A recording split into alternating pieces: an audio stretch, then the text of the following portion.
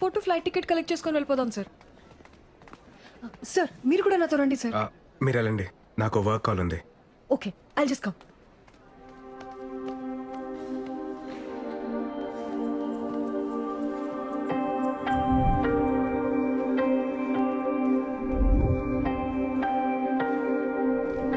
Sir వెళ్దామా?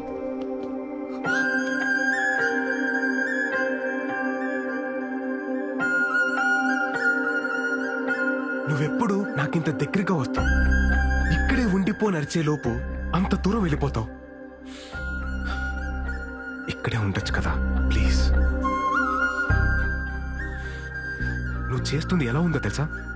వరం ఇచ్చిన వెంటనే శాపం పెట్టినట్టుంది అమృత. ఏం మాట్లాడుతున్నారు సార్ మీరు? ఇన్ని ఇయర్స్ నా పక్క సీట్ని ఖాళీగా పెట్టుకుని ట్రావెల్ చేసిన ఎక్స్పీరియన్స్ తో చెప్తున్నాను అమృత. ఒంటరిగా ప్రయాణిస్తున్నప్పుడు దగ్గర కూడా దూరంగా అనిపిస్తుంది, జంటగా ప్రయాణిస్తున్నప్పుడు దూరం కూడా దగ్గరగా అనిపిస్తుంది. ఈ 30 సంవత్సరాల్లో నేను ఎప్పుడు పొందని ఆనందాన్ని ఈ కొద్ది రోజుల్లోనే నాకు పరిచయం చేశావు. ఈ ఆనందాన్ని ఇలాగే లైఫ్ లాంగ్ ఉంచచ్చు కదా అమృత. నేను పెళ్లి చేసుకుందాం అనుకుంటున్నా అమృత. ఆపండి సార్, ఇంకా మీరు చెప్పిన ఫిలాసఫీని వేదంలా నమ్మి ఇన్ని రోజులు ట్రావెల్ చేస్తుంటే మీరు ఇప్పుడు ఇలా మాట్లాడుతున్నారా? అది కాదు అమృత. ఇన్ని సంవత్సరాలుగా నమ్మిస్తూ కొన్ని రోజుల నుండి నటిస్తూ మోసం చేస్తూనే వచ్చారు కదా. Your a cheater. లైఫ్ లో మళ్ళీ ఎప్పుడు నాకు కనపడకండి please. Amrutha,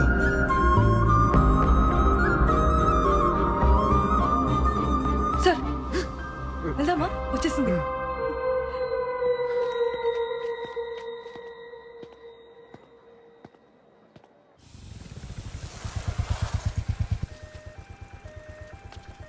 bye sir. Sir నా వీసా వచ్చేసింది. 2 days లో మీటింగ్ అయిపోగానే వెళ్ళిపోతాను. అంతా హ్యాపీగానే అయిపోతుంది కదా సార్? Thank you sir, bye.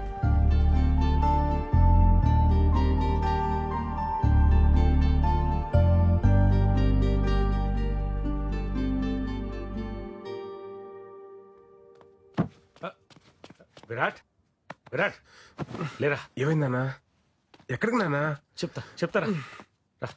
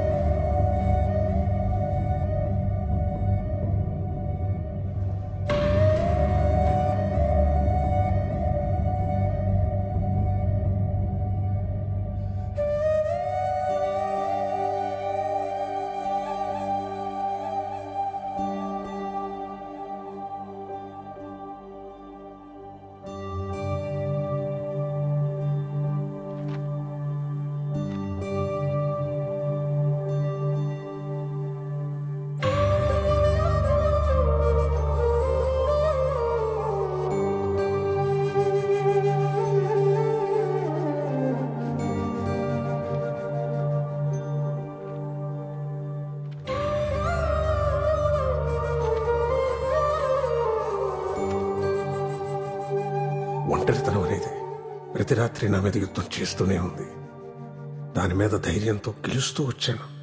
కానీ రాత్రి ఒంటరితనం ముందు నా ధైర్యం ఓడిపోయింది.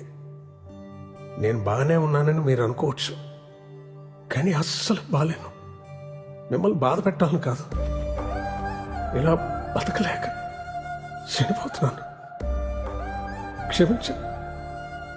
సోలో బతకంటే సోల్ లేని బ్రతుకు.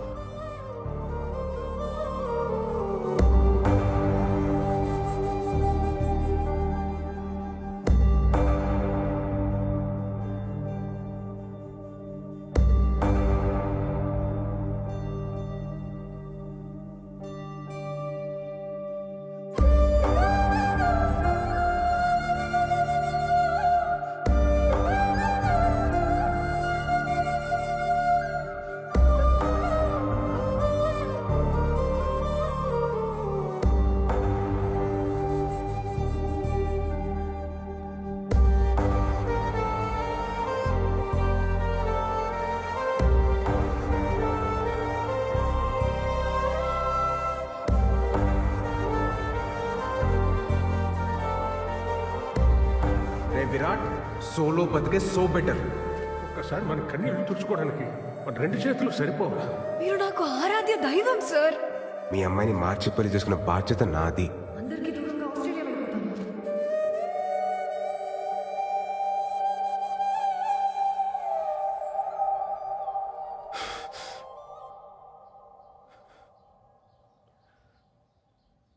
ఒంటరితనం భరించలేక మా అమ్మాయి చనిపోవడం చూశాక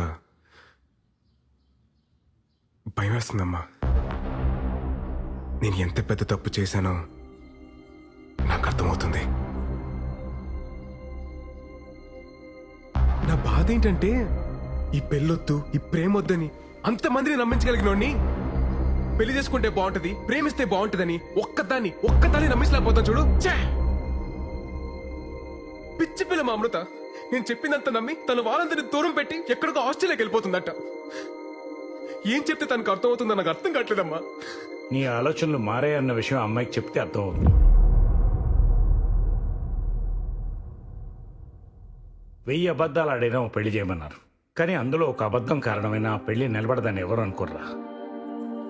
అప్పుడు నీ ఫిలాసఫీ కరెక్ట్ నువ్వు అంత గట్టిగా నమ్మావు కాబట్టి అంత బలంగా మాట్లాడావు.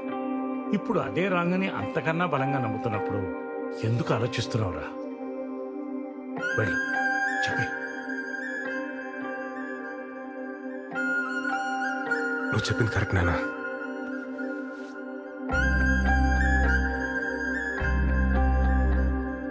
హలో అమృత, నేను మీకు ఇంపార్టెంట్ విషయం చెప్పాలి.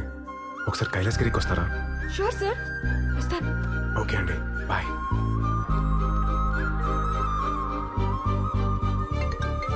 హలో, ఎక్కడున్నారండి? హలో తమ్ముడు, ఎవరు భయ్యా నువ్వు? రావండు ఫ్రమ్ లంక. అమృత ఫోన్ నీ దగ్గర ఎందుకుందిరా? నువ్వే చెప్పినావు కదేటి తమ్ముడు, రాముడు లేని టైం చూసి సీతను ఒట్టికెళ్ళడమే కరెక్ట్ అని. ఒట్టుకొచ్చినా తమ్ముడు తమ్ముడు, సీత జాడ కోసం ఆంజనేయ స్వామి అవసరం లే, నేను పోర్ట్ ఏరియాలోనే ఉన్నా, నువ్వు వచ్చి సీతను ఒట్టుకెళ్ళు, అప్పుడు ఒప్పుకుంటా నువ్వు రాముడు అని.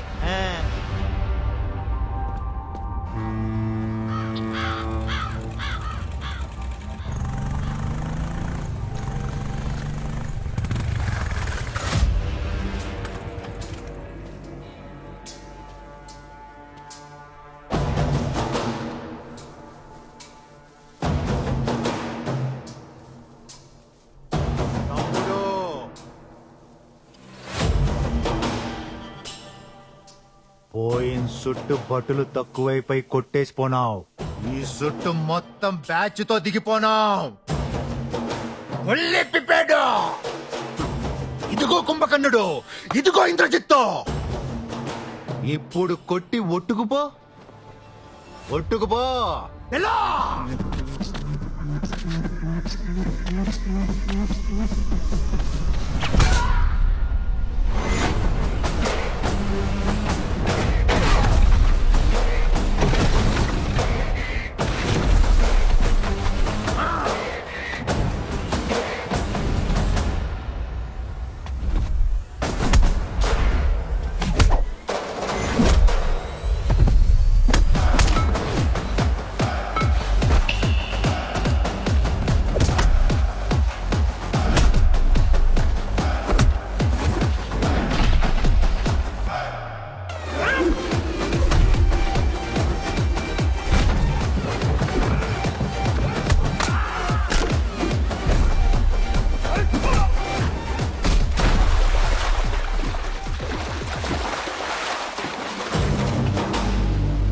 అన్ని తలకాయలు పగిలిపోయినాయి.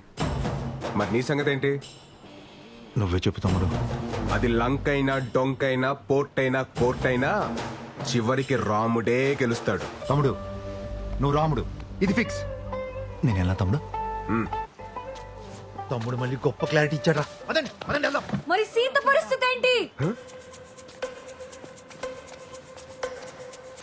వాడెవడో రావండి అంటాడు, కాదంటాడు. మిమ్మల్ని అందరూ రాముడు అంటారు, అది మీకు అర్థం కాదు. ఏమంటున్నారండి? నేనే మీతో ఒక ఇంపార్టెంట్ విషయం చెప్పాలనే కదా మిమ్మల్ని కలుద్దాం అన్నాను. నేనే మీతో మాట్లాడాలని వచ్చాను. మీరు కాల్ చేయకముందు ఏం జరిగిందో మీకు తెలియాలి సార్. అన్ని రెడీ చేసి పెట్టు. ఓకే సరే బాయ్. ఆస్ట్రేలియాకి వెళ్తున్నావు అంటగా బ్యాంక్ మేనేజర్ ఫోన్ చేశాడు. డబ్బు కోసం లోనుకి వెళ్లాల్సిన అవసరం లేదు. నీకెంత అవసరమో చెప్తే నేనే ఏర్పాటు చేస్తాను. నాన్న నేను ఎందుకు ఇంక నిన్ను ఇబ్బంది పెట్టను అమృత. నీకు నచ్చినట్టే చేసుకో. కానీ నాకు మీ అమ్మకి నువ్వు మాత్రమే ఉన్నావన్న విషయం మర్చిపోగా అమృత.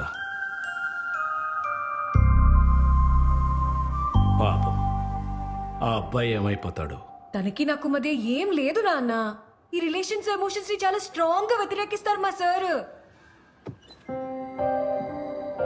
మీ ఇద్దరి మధ్యన ఏమీ లేకపోతే నీకింతమంది ఫ్రెండ్స్ ఉండగా అతనికే నువ్వెందుకు ఫోన్ చేశావు? ఎటువంటి ఎమోషన్స్ లేనివాడైతే ఎందుకు రాత్రంతా మన ఇంట్లో మనిషిలాగా మనతోనే ఉన్నాడు? నేను మీ అమ్మ విషయంలో ఎందుకు కంగారు పడ్డానో తెలుసా? అది లేకపోతే నా బ్రతికేంటో నా ఒక్కడికే తెలుసు కాబట్టి. ఇప్పుడు ఇదంతా నీకు మెలోడ్రామాలా ఉండొచ్చు. రేపన్న రోజున ఆ అబ్బాయి నీ పక్కన లేనప్పుడు ఆ వెలితేంటో నీకే తెలుస్తుంది.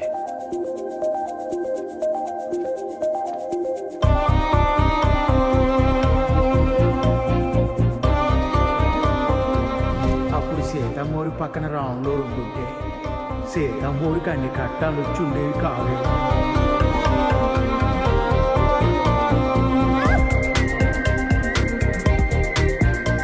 నాకెప్పుడు ఏ టఫ్ సిచ్యువేషన్ వచ్చినా అక్కడ భలే ఉంటారు సార్ మీరు.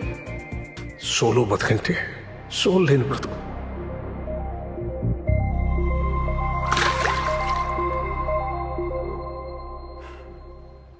మన ఇద్దరి మధ్యన ఒక గ్రేట్ లవ్ ఉంది సార్.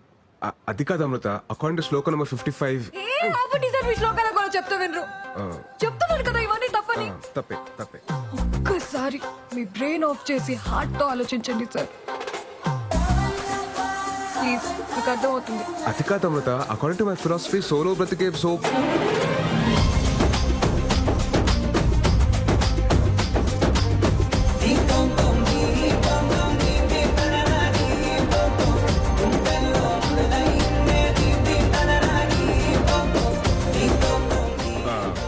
మీరు చేతులు వదలనంటే మీకు మాట చెప్తాను.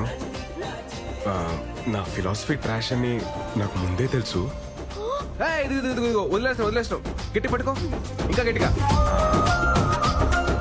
మన లవ్ లోనే కాదు, మన అప్రోచ్ లో కూడా జెన్యూనిటీ ఉంటే ఆటోమేటిక్ గా ప్రకృతి కూడా ఫేవర్ చేస్తుందని ఇప్పుడే అర్థం అవుతుంది. మన పరిస్థితి ఓకే, మరి మన మెంబర్స్ పరిస్థితి ఏంటి?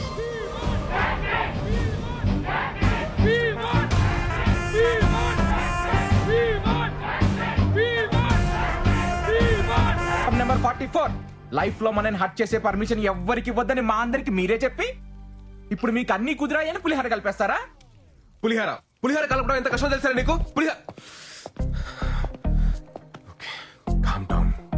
అరే నానా, నేను చెప్పేది వినరా, కొంచెం అర్థం చేసుకోరా. సినిమా చివర్లో హీరో హీరోయిన్ కలవకపోతేనే మనం ఫీల్ అవుతాం. అదే రియల్ లైఫ్ లో హీరో గానీ హీరోయిన్ గానీ లేకపోతే ఎవరికి పర్మిషన్ ఇవ్వక్కలేదురా, మనకి మనమే హట్ అయిపోతాం. శ్లోకం నంబర్ 35 మీరు సృష్టి ధర్మాన్ని. సృష్టి ధర్మం దగ్గరికి వస్తున్నాను. ఆ రోజు మూర్తన ఇంటర్వ్యూలో ఏమన్నాడు? 2 పక్షులు, 2 పావులు, 2 జీవాలు సంగమంలో ఉంటున్నాయి అన్నారు. అలాగే మనం సృష్టి ధర్మం పాటించాలి. పెళ్లి చేసుకోవాలి బ్రదర్ అన్నారు. సోలో బతికే సో బెటర్ సార్. సో బెటరే. ఎప్పటి వరకు ఈ వయసు అంతా 19-20 వస్తుంది. అది విషయం. 30 దాటిన తర్వాత ఒక 7th క్లాస్ కుర్రాడు అంకుల్ అని పిలిస్తే ఎలా ఉంటుంది తెలుసా? ఒక ఏజ్ బారైన aunty hi baby I want to marry you అంటే ఎలా ఉంటుంది తెలుసా? నువ్వు నమ్మిన ఫిలాసఫీ నీకు శత్రువు అయితే ఎలా ఉంటుందో తెలుసా? అది కాదురా నాన్న, సొంత ఎక్స్పీరియన్స్ తో చెప్తున్నాను రా, నన్ను నమ్మండి రా. సోలో బ్రతికే సో బెటర్ కాదు, సో బోరింగ్. ఏం నమ్మట్లేదా? నమ్మరా? సరే, మీరందరూ ఇప్పటికీ కన్విన్స్ అవ్వకపోతే ఎందుకు లవ్ చేయాలి, ఎందుకు పెళ్లి చేసుకోవాలని 108 శ్లోకాలతో ఇంకో పుస్తకం రాస్తాను. అప్పుడన్నా కన్విన్స్ అవుతారా? ఎప్పుడు రాస్తారు సార్?